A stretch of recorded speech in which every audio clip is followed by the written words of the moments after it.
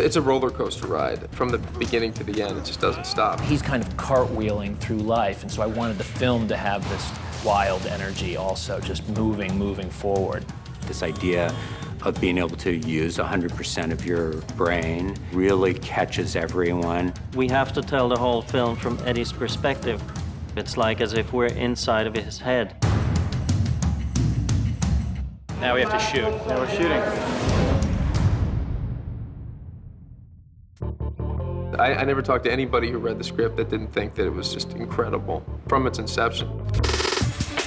Very interesting story. It pulls you in. There's so much that entertains you. I found the book, The Dark Fields, in a secondhand bookstore, read it for fun. About halfway through, I started to get this tingle that it could be a Hollywood film. I got a hold of the rights with my own money and wrote the script. That's when I kind of got involved and we started to figure out how to put it together and where to put it together. I thought it was a provocative idea, just verging on science fiction, but not really, kind of realistic and a timely idea, because everybody's in labs right now trying to make the ultimate smart drug. We set out on our director search and we met a lot of directors, and Neil was really the one who stood out. He just has a totally instinctive understanding about how to tell this story. And he's really collaborative. He appreciates what actors bring. He was very clear from the beginning. He had all these photographs that he had used as examples of how aesthetically he wanted the movie to be. He's taking this wild ride, and so what I try to do is make the movie a wild ride as well, just kind of this freewheeling, tumbling forward, crazy story. We shot the movie in 44 days, which is incredible given the scope and how much we had to get on film. We had 2 weeks of shooting in New York. We had a lot to shoot, so we kind of decided to shoot fast. Starting any shoot in New York, which I've done more than once, is always a difficult shakedown cruise. Crowd control, forget it. You can't do it. There are New Yorkers wandering through your shots. Fortunately, they're usually blasé enough not to look up. We shot on the street, in traffic, not shutting down traffic, you know, mixing real people in with extras. You couldn't hear Neil. He was about 20 feet away from me, but I couldn't hear him because of all the streets and the buses, and I'm just, I think that has to inform the kinetic energy in the scene. Man, you look like shit. Really let yourself go, huh? What's up? In comparison to a lot of other films where maybe you have 2 or 3 days to shoot a location out, every day we are at a new location, sometimes 2 locations in the same day, so it's been quite challenging. We'd get these base camps and then we would just kind of send off our band to shoot, trying to keep as low profile as we can. We decided to just go run and gun. A lot of it was handheld. Hey, okay. It has that feeling of stolen footage and like it's shot for real. Gate is good. On the move to the Palomar. We are shooting 1 or 2 exterior scenes in Philadelphia that are supposed to be in New York, and this is one of them right around the corner here. So we found a pretty good street in Philadelphia, and we stocked it with police cars and film crews. We shot the interiors in Philadelphia and a lot of generic exteriors. It's always madness when you're shooting on the streets. We've got Robert De Niro and Bradley Cooper, and it's hard to know who gets the bigger cheers from the masses of people hanging around.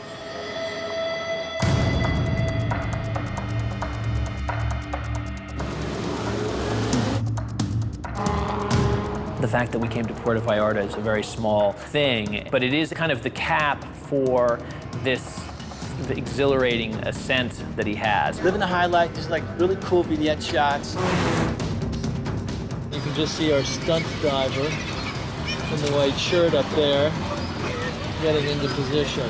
It's about a 75-foot drop, and it's pretty crazy.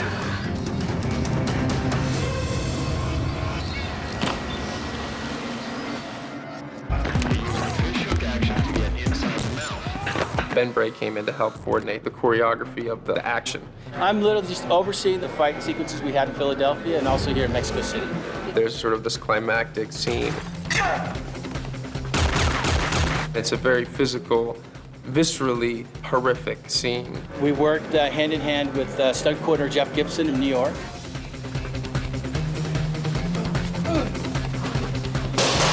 Bradley Cooper did the whole stunt himself, the whole fight himself. A double was only used for rehearsals. We have a stunt double here. He's not doing anything. He's actually watching Bradley Cooper do all his own stunts.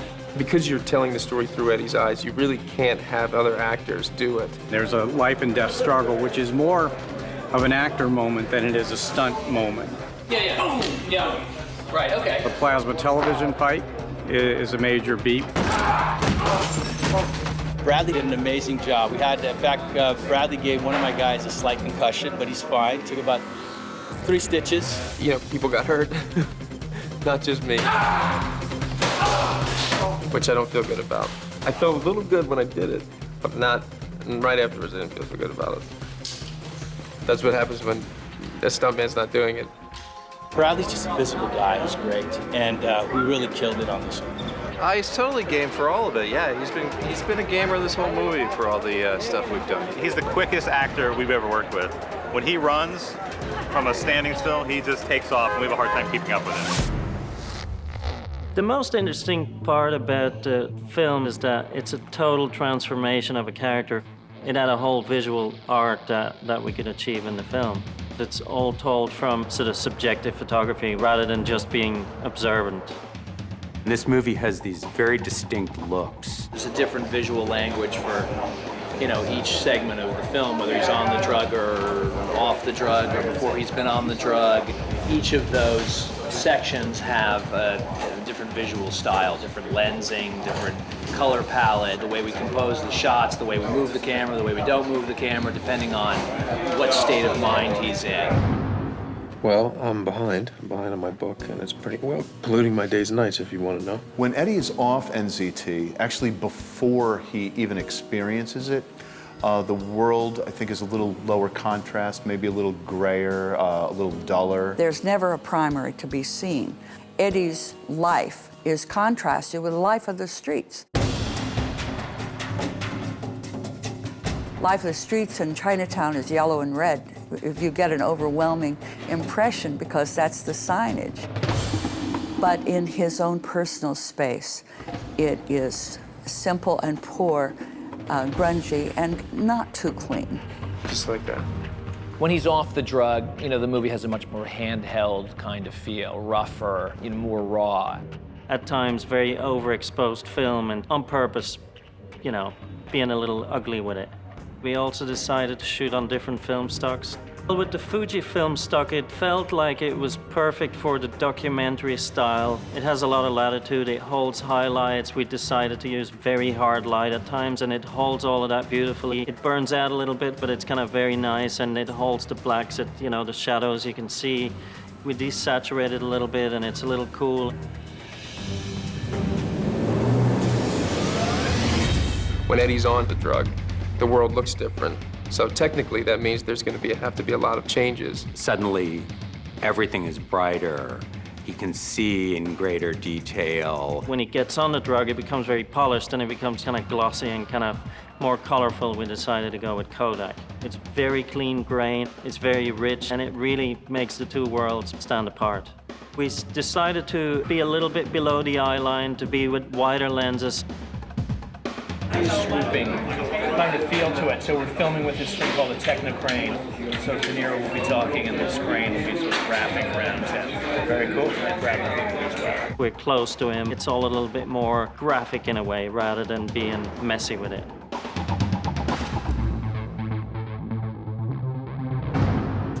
There are a number of critical visual effects techniques that we're using to enhance the story. When he's taking the drug and he is processing information, I wanted to come up with a way to show that and to show it so you kind of felt like what it was to be on the drug. What's behind me being built here is a camera rig for an effect that we call the 360-degree effect. It introduces us to what he's capable of while he's on the drug. This is our gateway into that. I like the idea of it metaphorically, that he's kind of has eyes in the back of his head. He can see everything. Kind of a very surreal, intense image, this warped image all squeezed together. This one is vertical. The other ones have given us a horizontal hula hoop view of someone's world as they move through it. This one is going to give us that same loop, but only vertically. Another example is what we're calling the doppelganger, or the split Eddie effect, where Eddie appears multiple times in the same scene, showing that, he has double the presence. But then, too much of a good thing, it starts to burn out. He starts having something that we call time skipping, and he loses blocks of time. We go to a little more frenetic world. It's still maybe hyper bright and hyper colorful, but there's something amiss. It's starting to break down. For me, it wasn't trying to come up with the newest visual effect. It was trying to shoot it in such a way that you just felt like what it felt for him, to miss time, to sort of step into, the street when he thought he was in a restaurant. Where it will take us, Lynn, you can't even imagine. It should be a good visual experience for an audience. There are moments in life, moments when you know you've crossed a bridge, your old life is over. We did some stuff that I think hasn't been seen before. How far will you go? What will you do to attain success?